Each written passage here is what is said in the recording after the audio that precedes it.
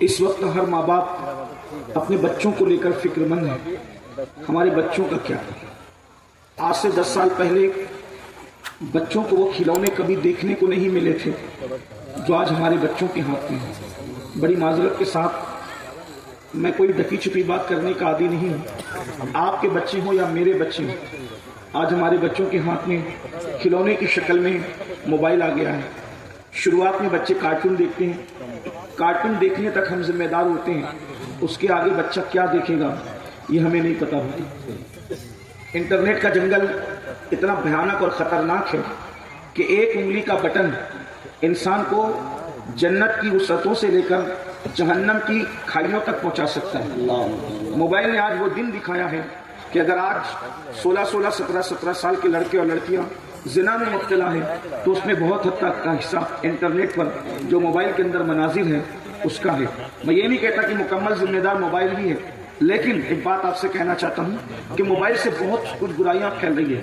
میں موبائل کا مخالف نہیں ہوں، میرے پاس بھی ہماری ضرورت بن چکا ہے، لیکن آپ سے پوچھنا چاہتا ہوں آج ہمارے بچے موبائل کی وجہ سے زنا کی طرف جا رہے ہیں.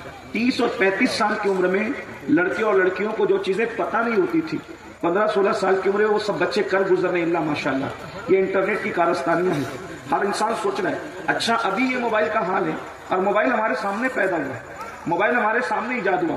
کہاں تو وہ موٹرولا کا اتنا بڑا سا فون جس کو اٹھانے بھی شرم آتی تھی اور آج پوری دنیا سمٹ کر موبائل کے اندر آ گئی.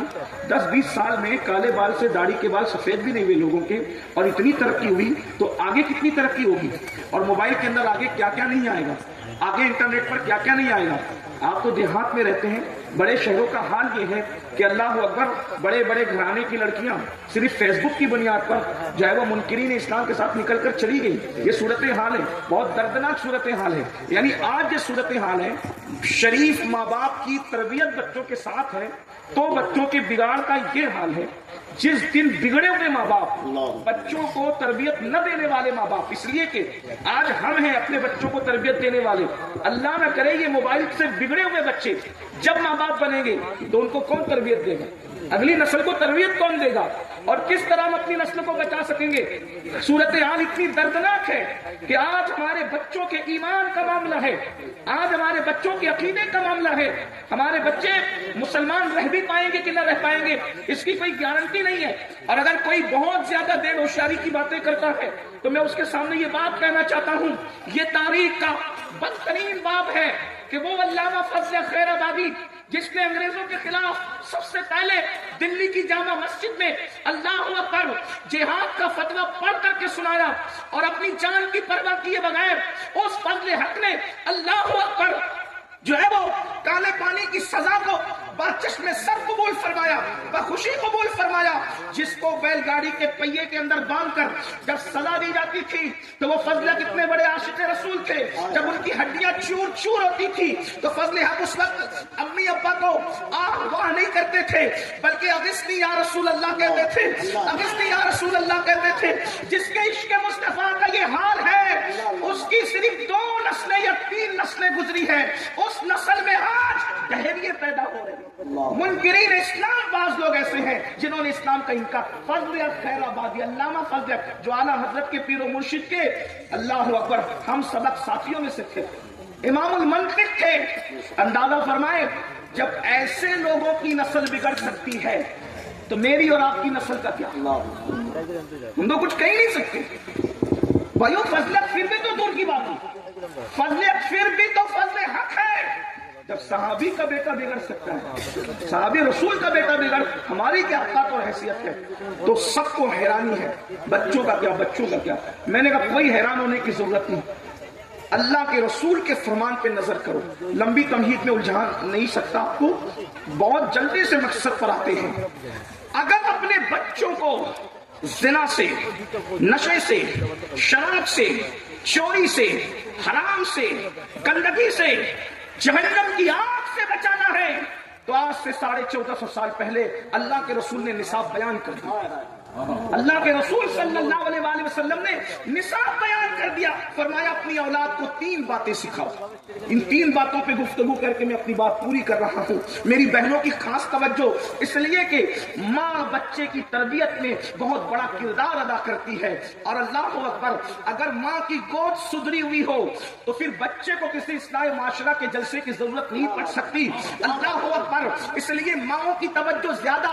اللہ کے رسول صلی اللہ علیہ وآلہ وسلم نے ارشاد فرمایا اپنی اولاد کو 3 باتیں سکھاؤ. سکھا دو اپنی اولاد کو 3 باتیں. وہ 3 باتیں کیا ہے؟ جلدی جلدی پڑھی جاتی ہے. نمبر 1، سب سے پہلے نمبر پر اپنی اولاد کو جو بات سکھاؤ، فرمایا حب نبیکم، تمہارے نبی کی محبت سب سے پہلے اپنی اولاد کو سکھاؤ. سب سے پہلے اپنے نبی کی محبت اپنی اولاد کو سکھاؤ. اللہ اکبر، یعنی کہ کیا؟ عشق مصطفیٰ اپنے بچوں کے سینے میں اندیل دو. اب انسان سوچتا ہے یار عشق رسول پیدا کرنے سے ہوگا کیا؟ پہلی بات آپ کو بتاؤں، جو واقعی عاشق رسول ہوگا وہ جانے گا کہ میرے آقا کی آنکھوں کی ٹھنڈک نماز میں ہے، تو وہ نماز کو کیسے ترک کرے گا؟ اللہ اکبر، آج مسلمان نماز کو اس لیے ترک کر رہا ہے کہ وہ سچا اور مضبوط اور پکا عاشق رسول نہیں ہے. اللہ اکبر، اللہ اللہ، جسے یہ احساس ہوگا عشق رسول کے بعد کہ میرے آقا کی آنکھوں کی ٹھنڈک نماز میں ہے، تو وہ مسجد کو ویران کیسے کرے گا؟ حرام کھانے سے محبوب ناراض ہوں گے تو وہ لقمہ حرام ہاتھ میں کیسے لے گا؟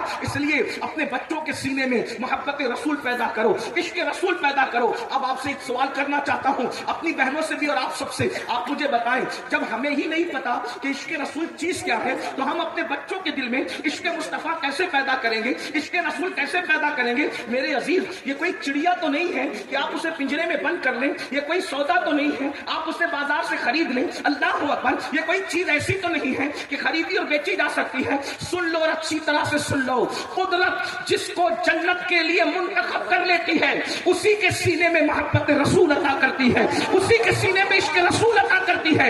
عشق مصطفیٰ وہ طاقتور سرمایہ کا نام ہے کہ بزرگوں نے فرمایا جب عاشق پرسرات سے گزرے گا تو جہنم کہے گا اے عاشق رسول جلدی سے گزر جا، تیرے عشق کی آگ کی وجہ سے میری آگ ٹھنڈی ہوتی جا رہی ہے.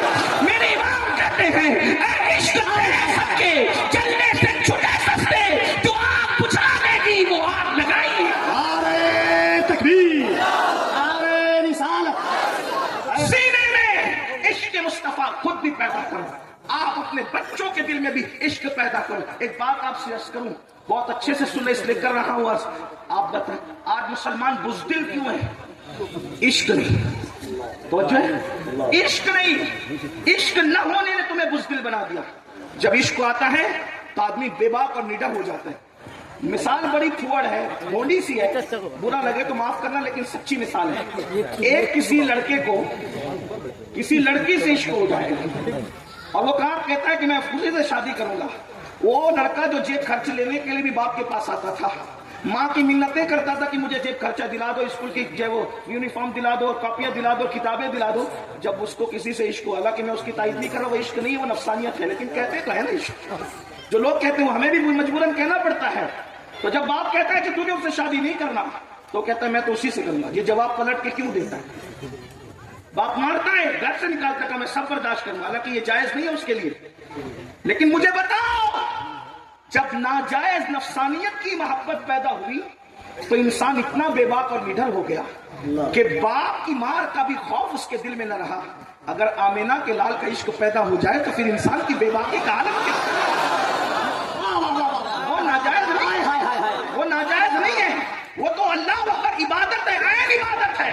اللہ اکبر، ہر فرشتہ اسی محبت میں ڈوبا ہوا ہے، ہر پودا اسی محبت میں ڈوبا ہوا ہے، ہر دریا اسی محبت میں ڈوبا ہوا ہے. اللہ اکبر، بلکہ جاؤ اور جا کر کے جلتے ہوئے آتش کدے سے پوچھو کہ کس کے عشق میں جل رہے ہو، تو وہ تمہیں بتا دیں گے کہ کس کے عشق میں پتھر ہے بلزدہ کس کے عشق میں کھڑے ہیں، بتا دیں گے کہ عشق کس کا ہے، گرتے ہوئے بادل کس کے عشق میں برس رہے ہیں تو بتا دیں گے کہ کس کا عشق ہے. بلکہ میرے امام تو اس قصے کو تمام کر چکے یوں کہہ کے کہ وہی جلوہ شہر بشہر ہے، وہی جلوہ